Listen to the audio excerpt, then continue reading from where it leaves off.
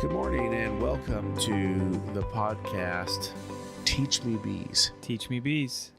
I'm Dave Wescott. This is Scott Calentine. And we are here to talk about bees.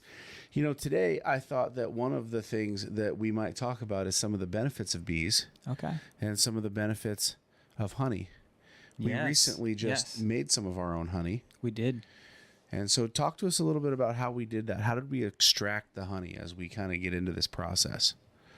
Yeah, so as I kind of started back in September, which right now is October, we had a few hives that had been going on through the summer on the property here.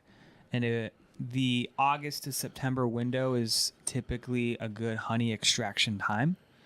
That's the bees have had time to pollinate and to gather the resources and such and build up the supply of honey. And so one of the first things we did and we wanted to do was to give away just a little bit of honey to for a give back day that we had going on here. And so the process of that, which actually Ralph filmed, and we're gonna show some of that later on. Yeah. Is you suit up, you get ready, because the bees are a little bit more aggressive in August and September. That's kind of just their temperament for whatever reason. I don't fully understand, but they get more aggressive. You take off the lid and everything, and then you pull out the frame and you inspect it. And what you're looking for, obviously, is honey. But the two main things that'll be on a frame is brood or honey. Okay. And so you need to be able to tell the difference to make sure you're not pulling brood. Brood is baby bees. Okay. So that's the queen that's laid the eggs, and typically it's capped. At least when you pull it out, you may not realize it's uncapped or capped brood. So capped brood is a little bit darker than honey. It's a little more brownish, where honey is more yellowish, and sometimes the comb is turned white around it. And so you're looking for honey because you don't want to pull out baby bees and kill them because they need to be fed still, right? They're still depending on the hive to feed them. And so you pull it out, you inspect both sides of the frame. We have a frame up here. And so you can just turn it, look both ways. It's going to have bees on it. And if it's full, being the frame is 90% full on both sides, then you could take it. The thing is, you don't want to take too much because that's like their winter food supply. Right. So you need to check multiple frames. Okay, how's this hive doing? But for us, we decided to take 2 frames out of 2 hives. We have 3. We left 1 alone. We felt like it was. Yeah. They didn't have the honey to spare, kind of thing, and so we didn't take out of that. So you take those, we put them in a box, removed all the bees from them, just wiped them off. And then took them into our shop. And that's where you actually begin the extraction process. Okay. So we're extracting. So you cut the comb. If you hold the frame up, you would cut the comb. You can use a serrated knife. We used a heated knife. Like we plugged it in and it warmed it. It was warm. And so it cut really clean down. So you cut the caps of the comb off. And then honey will begin to drip. And the one thing I learned, I'm getting hungry. At least one thing I learned was that this is a very sticky process. And so when we do this large scale, I'm going to need to have like designated honey extraction boots and clothes and like just things that are good to get dirty and sticky, and we're going to stick them in. It's almost like you need a rain suit. Something like that. Something that's easy to wash off. Yeah, it's just going to be sticky and gross. And so, but for us, for our first time, we cut the comb. We then, on both sides, and then we put it into a honey extractor. So it's like this round cylinder container that's got some legs that elevates it off the ground. And it was a small one. It only had room for 2 frames. You drop them in there, and then you close the lid, and then you hand crank it I just kind of did until my arm was tired, and then I would open the lid and then pull the frames out and turn them around because it's the outside of the frame that is getting released, and so you have to turn it around, and then I cranked that thing again, and I just went back and forth until I could pull out the frame and look and see, okay, there's no more honey in this. And you'll notice when you start the whole process, you pull the frame out of the beehive, it's kind of heavy. But when you have the frame in the extractor and you pull it out, you've noticed the weight's very different because the honey's, most of it at least, has been taken out of the frame. So you can kind of tell by weight as well, okay, have we gotten the honey out of this or not? Wow. So that was our process. Unfortunately for us, our extractor, the handle kept coming loose, and so I had to like finagle it and re-get it. I ended up cutting my hand a little bit because I was trying to like push that thing real hard. So it was a process. It was a bit of a process, and I didn't really know how long it would take, and it took longer than I thought it would take for sure. And the other thing I learned is that heat matters, because so after the frames are in the extractor and we've cranked them, and then we put the other frames in there and do the same thing. The honey itself, there's a little spout at the bottom, I would say, that you open up and the honey drips through. So we placed a bucket with a sifter, a drainer on top of the bucket so that the honey would drain from the extractor into the bucket and would be sifted out, so that like if there was comb that was in there, it wouldn't get into the honey. If there was a dead bee for whatever reason, or other things from nature that could potentially have just been on the frame, that it wouldn't get into the honey, because you don't really want to eat that. And then we also, with the comb that we had cut off, we also let that sift through another bucket and just let the honey sift through. We actually let that one go overnight. Wow, what a process. Yeah, it was a little bit of a process. Just to get 25 jars of honey. Just small, I think 4-ounce jars. Yeah, it was a little bit of a process. But the honey was so stinking good. It was good. I really liked the honey. It was good. We got a lot of compliments on the honey. Yeah, it was People a lighter, loved our sweeter. Honey. People were saying they wanted to sign up for our honey distribution list. So that was really excited. I got a question. I don't know the answer to this, but do people eat baby bees? Like people eat caviar? Not that I've heard of. I don't bee think brood so. something that people eat? I don't think so. Is if this you a do, I delicacy? would say that's kind of messed up. I would find it gross. Well, You also are going to eat the venom, which I've heard maybe historically has had some healing properties. Like if you ingest a small amount of the venom, like some kind of, there's like health properties that I don't pretend to be a doctor or understand how that works. I would ingest snake venom. Have you ever done that? No, but I would. Wait, any snake in particular? The king cobra, the rattlesnake, the viper. I'd actually ingest all 3 types of snake venom. At once? And that way, if someone ticked me off, I'd just bite them. I just put them down. That could be an effective. Like you get upset with me, I just grab your arm and adios, amigo.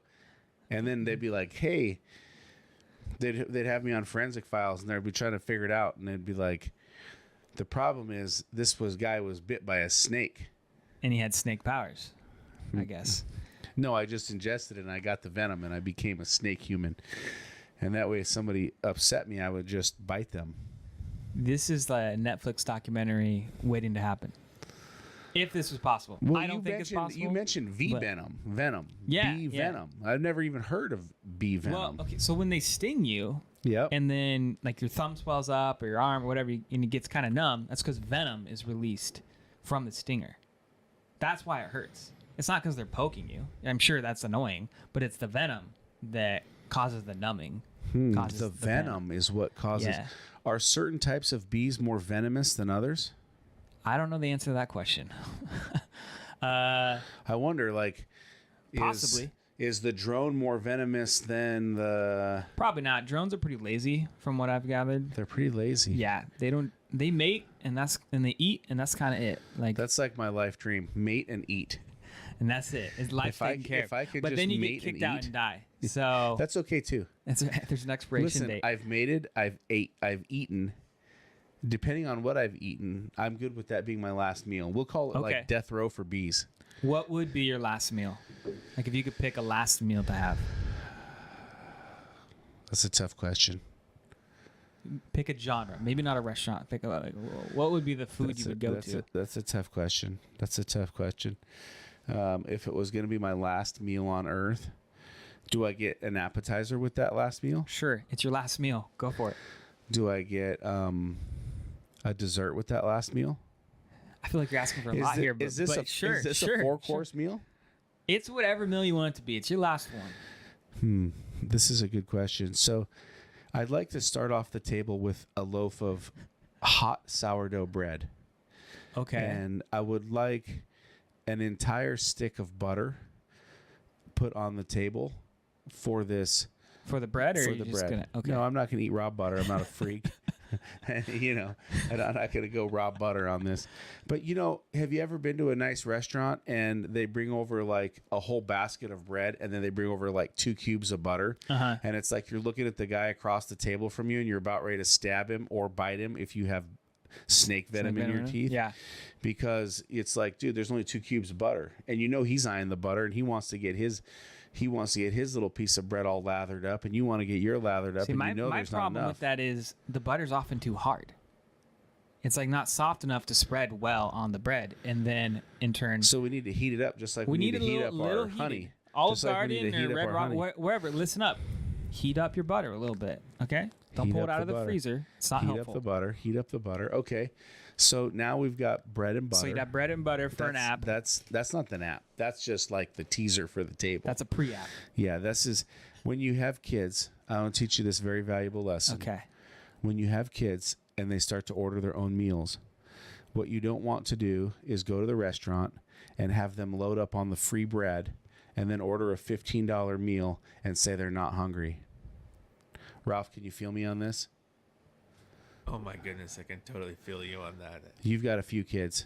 I have a few kids, yes, sir. Ralph has 8 kids. No, 4. 4 kids. It feels like 8 sometimes. And I have none, to be I clear. was just teasing. I knew Ralph didn't have 8 kids. That show 8 is enough. Yeah, I can imagine.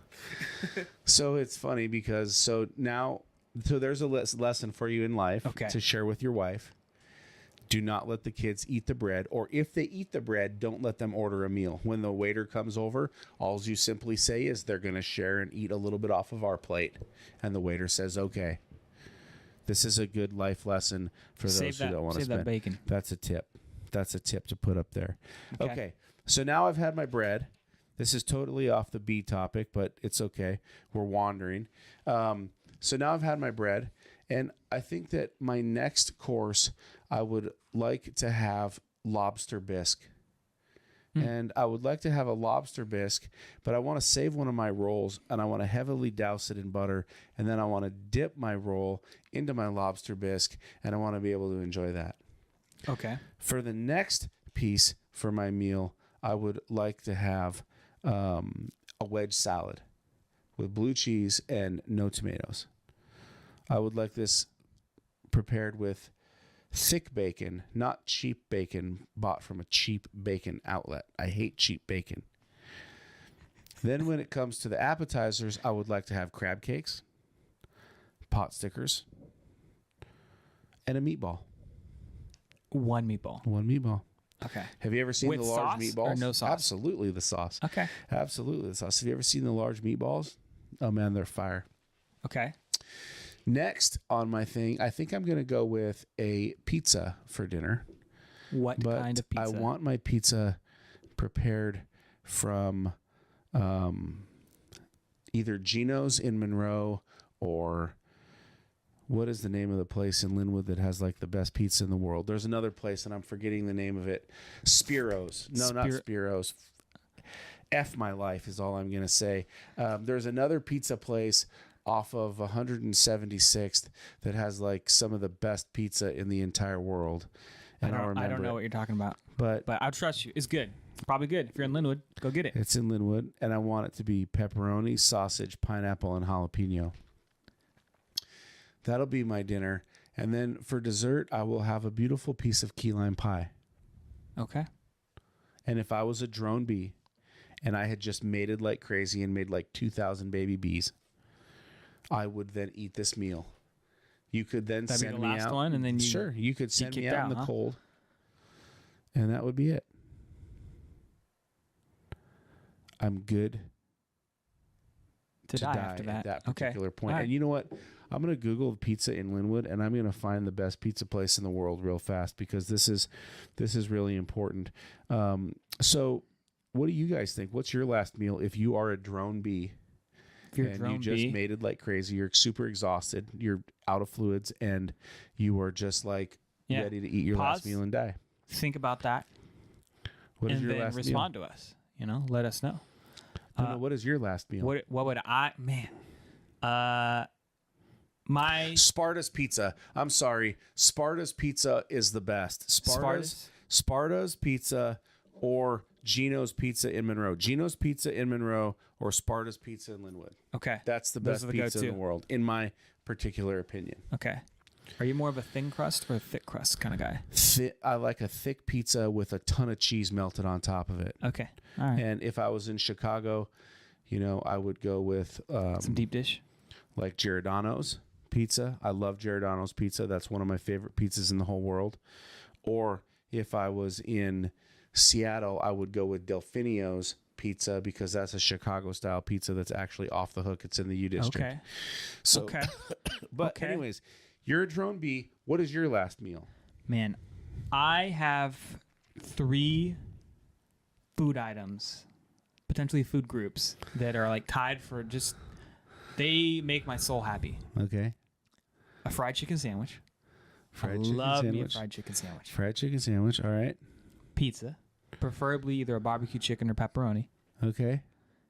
And Mexican food, that is a lot. Probably more of like a burrito or taco than an enchilada, but enchiladas, fajitas, those things are very good as well. Nachos, American Mexican, it's pretty good. So if I was given any 3, actually, if it's my last meal, all 3, a fried chicken sandwich, a pizza to myself, make it like a barbecue chicken with jalapenos and half pepperoni, and then also some tacos, some street tacos. Now, if you're in Everett, North Everett, Taco Book has got the best street tacos. If you Taco want, Book, is this out of a truck? it's not out of a truck. It's a little mom and pop shop next to a Good. laundromat. Because I don't like eating out of a truck. Food trucks are great, but you want to sit down, you want to get your red sauce, green sauce, put them on there. Oh, their carne asada is so good. Taco Book, I'm going to check this out. Yeah, they don't sponsor us, but they could. And if you want more of a sit-down Mexican place, Tampico in Everett, I love it. They're free chips. Do you know how oh long? my gosh, do you they're know so how? good. Do you know how long Tampico has been around?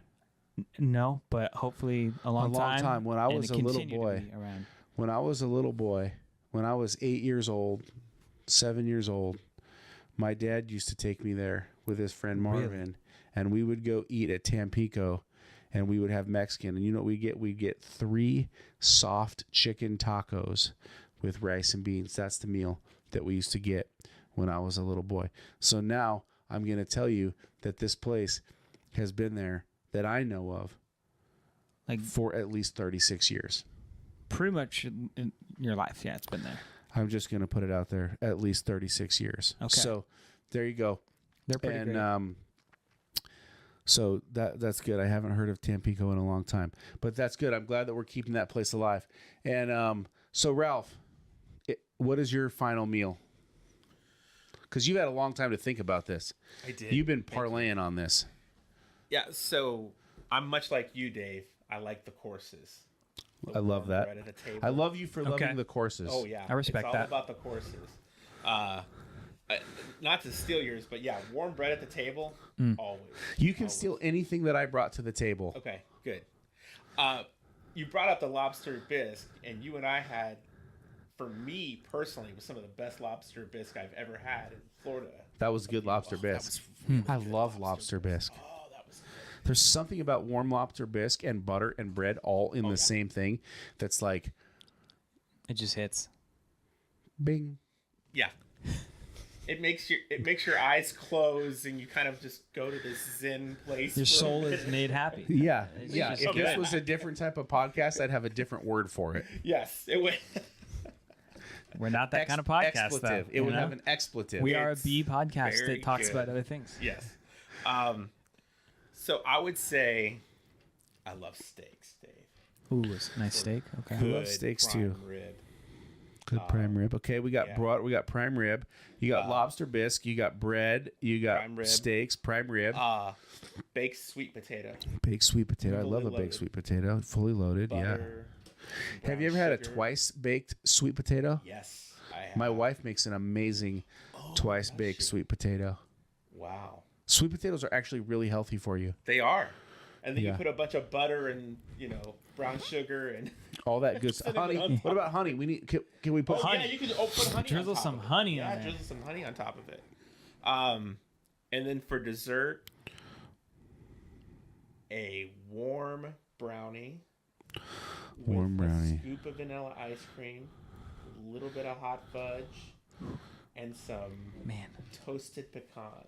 I didn't even think That's about pre- that's dessert. I pretty good. skipped dessert, which was a mistake. You did skip dessert, but you actually ate tacos, a pizza, and a fried chicken sandwich. This is true. So I don't know that you had any room for any of the extra. You had. I mean, three you had main- like 4 appetizers there before you got to Ain't your nothing pizza. wrong with that. You know, I'm gonna tell you a story about life. Okay. Okay. This is something also to put in your books as you go along the path and the journey.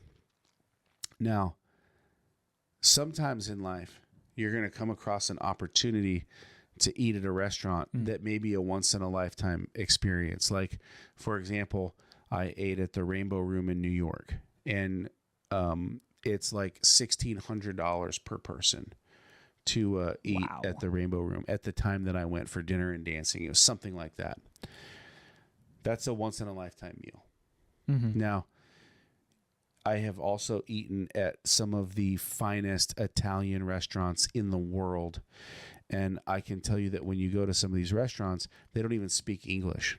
And so, because like you may not be in that city, or you may not have that reservation again, or, it might be very hard to get in there, or it might be, hundreds to thousands of dollars even for the meal. So, when I say that there's a lot of things that crossed my palate in that particular scenario, I can tell you that I went to this, very famous, very incredible, amazing Italian restaurant. I cannot pronounce the name of it, but when Amy and I went there, we ordered every single entree on the meal, on the menu, every single one. They said, "You guys are crazy." We ordered like 12 entrees. Wow. Now, did we eat 12 entrees? There's no way. No. But you know what we did is we took like 3 or 4 bites of every entree. And I'm going to tell you what, it was absolutely impeccable. People looked at us like we were crazy. Like, what are you people doing? But you know what? We had an absolutely incredible, once in a lifetime, amazing memory. And if you go back to that restaurant again, it'll never be the same, because That's at true. that moment, we did something that nobody does. We did something special, and we tasted all of these absolutely incredible meals. And so, like when we're talking about eating food, and, sometimes you look at a menu and there's things that you want to try. And I say go for it, because some of those things can really be, life-changing. Like, God blessed us with the ability to eat food and love food, and, not to be a glutton or anything like that. But, like, it's a good thing. In fact, sometimes I'll fly into a city and there will be 2 restaurants that I want to eat at. So I will literally make a 5 o'clock dinner reservation, and then I will make an 8 o'clock dinner reservation. And I will literally restaurant hop, and I will go from one restaurant to the next, and I won't eat all the food at either of them, but I will go in there and I will have 2 exquisite meals, because I might know that these are 2 of the greatest restaurants in the world in this city that I may never have an opportunity to go back to just because of logistics, travel, time. Yeah, for sure. All of those things. So, that's kind of how I look at it. Now, this is not a foodie channel thing we're on here. So we're talking about bees, but let me tell you about eating honey, because we're talking about a lot of food. Yeah, it's important. Eating honey is one of the best things that you can actually do for your body. Why is that? Because it has calming agents in it. It actually is loaded with serotonin and melatonin. And so it's really, really an amazing thing. It also carries anti-inflammatory properties. It's been used to treat burns. And ancient Egyptians used honey as a natural antibiotic and skin protectant. So while honey is delicious, because I love honey on everything, I love honey on toast, I actually eat honey raw. So like when I get up in the morning, I like to take a big scoop of honey, and I like to just digest that. And that's why I'm so strong and so healthy and so beautiful, and women love me all around the world, and I'm filled with charm, personality, and class. It's because I eat honey. It's because of the honey. It's all because a spoonful of honey every day. It's all because of the honey. And you're humble. I am humble. Like, you know, like I'm one of the most humble people you'll ever meet in your entire life. I'm also a giver, which is part of what Honey for Hope is all about. Yeah, giving kind of the whole purpose. Giving profit back to charity. So just some cool little facts about bees. Do you know there's 20,000 different types of bees in the world? Can you name them all? No. Okay. But that's funny because when I was in high school, they had to do things like, and my kids are going through this right now, like name all the states. So on the humble note, I was a super intelligent student. I graduated high school with a 3.8 grade point average. Nice. I didn't read one book except I skimmed Animal Farm, and I never did homework. Like you just knew everything. Yeah, it's true. It's actually true. So, but I also like stayed away from things that I didn't like. Like wood shop is one of the easiest classes in the world. Like you think like, oh man, all of the jocks take wood shop because they're, you know, not as intelligent. Not a diss on jocks because I'm also a jock. I'm a sports guy. I love sports. I played hockey growing up. But when I was in high school, they had this thing where it was like, if you wanted to be in wood shop, you had to take 100-question test and you had to pass it with 100% accuracy. And you didn't drop that class immediately. I immediately dropped that class. There's no way I'm going to try to memorize 100 things.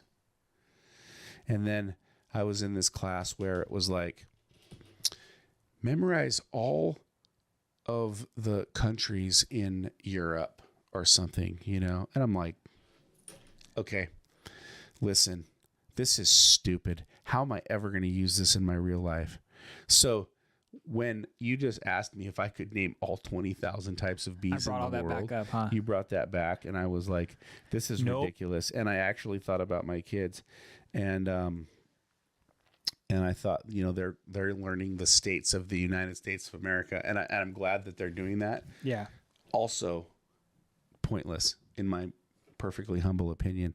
So no, I don't know all 20,000 types of bees in the world, but there are that many. And there are that many. Lot. And there's 4,000 types of bees in the United States. 4,000. And I do know every single type of those. Okay. I've memorized all 4,000 just because I never know when I'm going to come across a bee that I might like or one that I might want to kill. That's right. Therefore, on our next podcast, I will be naming off all 4,000 types of bees. It'll be a 4-hour episode. It'll be a 4 episode, so you'll be bored. We're going to call it nap time. We're not going to call the next episode Teach Me Bees. We're going to call it Take a Nap. And what we're going to do is we're going to get some cornbread. With honey on it. We're going to get a whole lot of butter. And then we're going to cover it in honey. You're going to eat that. Cornbread with honey on it is so good. So good. If you've never done that out there, you're missing out. It's so good. It's the only way to do it. It's the only way to do it. I'm a chili and cornbread kind of fan. And my buddy Luis showed me, I don't know if he called it the New York way or whatever. He's from New York, where a lot of like out here we get our chili and then our side of cornbread. No, you put the cornbread in the bowl first, and then you put your chili on top of it.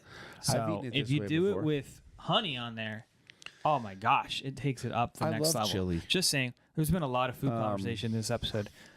So honey's incredible though. I am a connoisseur of chili, and I have eaten chili all over the world, and I'm going to tell you that the best chili I've ever had in my entire life is at the Stockyards Steakhouse in Phoenix, Arizona. There is not a better chili on the Shout out planet. Phoenix. I don't care if you've been to chili contests. I've done chili contests, chili cook-offs. There's never in my life have I eaten a better bowl of chili. In fact, I would fly just to Phoenix to eat chili at the stockyards. Second best chili I've ever eaten in my entire life is at a little steakhouse right in Grapevine, Texas, which is right outside of Dallas. There's a little strip mall out there, and there's a little steak restaurant right at the end. I can't remember the name of it, but it's right at the end of this little strip mall right down there in Grapevine. And this chili, the chili house, is half owned by Willie Nelson, and it is some of the best chili in the world. And in fact, the chili is so good, I will order a bowl of chili on my way to the airport. And I will down that, and I will down in the car? that chili. Yeah, absolutely. While you're driving? Well, I'll get a big straw and slurp it down. I don't care. Wow. Like, listen, I'm gonna go crazy on this thing. I will get an ice cream. I will get an ice cream straw. Have you seen the ice cream straws that are so thick that you can suck a strawberry through them? Yeah, those are big. Yeah, that was again something very scary if we were on a different type of podcast, but. Listen, this is Teach Me Bees, and we're talking about honey. So at the next episode, we're going to name all 4,000 types of bees. So eat your honey, eat your cornbread, and then take a long nap. And then as you sleep, I will you'll say tell off us. the names of all Serenade 4,000 types of bees. And then your subconscious will just automatically know what type of bee you're looking at. We do want this to be an educational podcast. Okay, I totally made that up. I'm not going to read 4,000 types of bees. Yeah. You know what's great about all the food that we talked about today? Yeah. At all those restaurants, none of it would be possible without bees. Without bees. That's right. That's true. None of it. That's true. I was just looking at statistics, and there's a statistic that I just read that 75% of all food that you eat comes from bees. And I had read another statistic that said 70% of all food came from bees. But the truth is, what they say is about 1 out of every 3 bites that you consume comes from pollinating, comes from bees. And so bees are absolutely incredible. And yes, all of the food that we talked about today, all of the amazing meals, everything that we discussed would not be possible without bees. And as we're talking about food, I just want to mention that last week we talked about a bet, and we talked about we did the University of Washington, go Dogs, and we talked about the Oregon Sucks, and the Oregon Ducks, and this guy and so we were talking about this. You didn't even watch the game. I had to tell you about the game. You did tell me about the game. I was at, by the way, and it was an incredible game. So this is a great lesson in delegation. We had a bet. I had nothing to do with the game. I got a free lunch out of it, and you got to tell me all about it. That's right. That's right. But we'll get them again. Yes, we will. So we're gonna have a lunch. We're gonna go out to lunch. The lunch is on. And we'll probably talk about my brother Scott. We're going to talk about it. Oregon lost, as you know. Oregon Ducks lost. God, it's so funny that Ducks rhymes with sucks. I mean, does that get chanted when they're losing? No, I'm just kidding. It's actually convenient. It's probably so not, convenient. we don't lose very often. The Dogs won. The Dogs are 6-0. So congratulations. Congratulations. The season's 12 games long. We're halfway there. What a bonus too. We're halfway through. I'm really hoping that my boy Dion pulls it out, and I'm hoping that the Colorado Buffs do something exciting. So they did something exciting last Friday. Yeah, we got smoked. They blew a 29-0 lead. They did. That's the biggest triple overtime. That's the biggest. That was exciting. That's the biggest loss at halftime I think ever. I think that was a record. The biggest blown lead. Yeah, there was like several records that were negative. Not records you want to have your name attached to. Exactly. That happened to the Buffs. And Stephen A. Smith said that this was disgraceful. And you know what I love was that I love Deion Sanders' response. You know what he said? This is so cool. He said, "You're right. Now move on." Yep. I love that, right? Because like in life, we're going to have failures. We're going to have misses. One of our highs lost a queen. That's true. We had to replace the queen, and you know what? Okay, we did a little ceremony for her. We buried her out. I'm just kidding. The bees ate her. We couldn't even find her, but she was there and then not there. She was there and then she was gone. She was bee food. So I want to know: do people eat baby brood? Listen, this was awesome. Teach me bees. So eating honey, it's calming. It's got serotonin. It's got melatonin. There's 20,000 different types of bees in the world. There's 4,000 in the United States. Bee honey can be used to treat burns and is an anti-inflammatory. Remember that 75% of all the food that you consume is from pollinating and from bees. And Egyptians used honey as a natural antibiotic and skin protectant.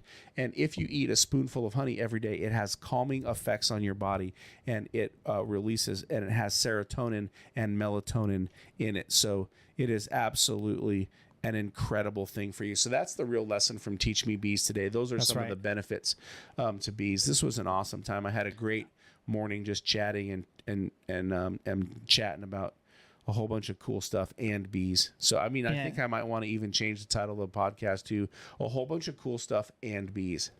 That's right. We can rebrand. We're early on. A whole bunch of cool stuff and bees, because that's really what this is all about. A whole bunch of cool stuff and bees. I actually like that tagline. I'm going to write it down. But if you enjoyed this, listen, we're here every week. Same bat time, same bat channel. That's right. And we're hanging out. Come join us and learn about bees. I would also add, in the future, not in this moment, but coming up, we will be selling honey, right? We will That's be selling a part honey. of Honey for Hope. It's not just a cool name with a cool, like H4H, like that's kind of cool. No, one of the things we're going to be doing is selling honey, selling beeswax. We're going to be having bees in pollination. And our logo is sick. We got to blow that logo up one of these days. But yes, that's true. So we are going to be pollinating. That's right. For that, like pollination, something we're doing. But honey, come next summer, towards the fall, maybe, as we kind of hone in when we extract and such. Stay tuned for that. We'd love, we're playing around with maybe some kind of subscription-based honey service or something like that, or we might be involved in selling it in markets or something. We're not sure yet, but stay tuned. We're gonna sell it. It's good. And if you can get honey that is just straight from the hives, stores they sell honey, but it's not always natural. It's not like our honey. Yeah, it's not straight out of the hive. They'll add things to it. Check the labels, because honey that's just all organic and straight from the hives, all natural. The process is we took it out of the box, extracted it, and put it in a jar, and want to sell it. That's it. There's nothing extra in it, and it's so good. And our little farm is out here in the country. That's right. Around many nurseries and many fields and many things, and so our honey is very pure, and that's why it tastes so good. Like you don't know where that honey came from. So if that honey came from like New York and the hives were next to a trash decomposing system, then the bees would just be hanging out there, and that's where the stuff would come from. So like at the end of the day, our bees are amazing, and our honey is fantastic. So if you like this, give us a like, give us a share, follow me on LinkedIn, follow me on Facebook, and appreciate your time. We'll be back next week, and we'll learn more about what's going on. Talk more about bees. And maybe we'll talk more about the Oregon Ducks, and we'll talk about I just shouldn't do that. We'll talk about the University of Washington Dogs. Maybe we'll talk about more about some steaks. I don't know. We're going to have a good time. Join us back here next week, and I'll just give a plug for the Oregon Ducks. Go Ducks. Thank you. I'm going to give you some love. Go we are playing the Cougs this week, so definitely go Ducks. That's right. Let's go. Right. Gosh, that'd be horrible to lose to Washington teams twice in a row. It would. It's not going to happen. Yeah, are you going blowout on this one? Maybe not blowout. They always play us tough, but we should win by 3 touchdowns. Just calmly, we should win by three touchdowns. Dave Vetter is a huge Wazoo fan. He's a Wazoo guy. Oh, that sucks. You should go bet him lunch. I might have to take him up on that. And then what you do is just trade. And then I'll say, hey, you don't have to pay out. How about you take take Dave out for lunch and just X out the middleman? Yeah, exactly. That way you recoup your funds. Okay, listen, this was awesome. Thank you guys for listening. We got to go. I hope you enjoyed podcast number 2 of Teach Me Bees. Stay tuned for more.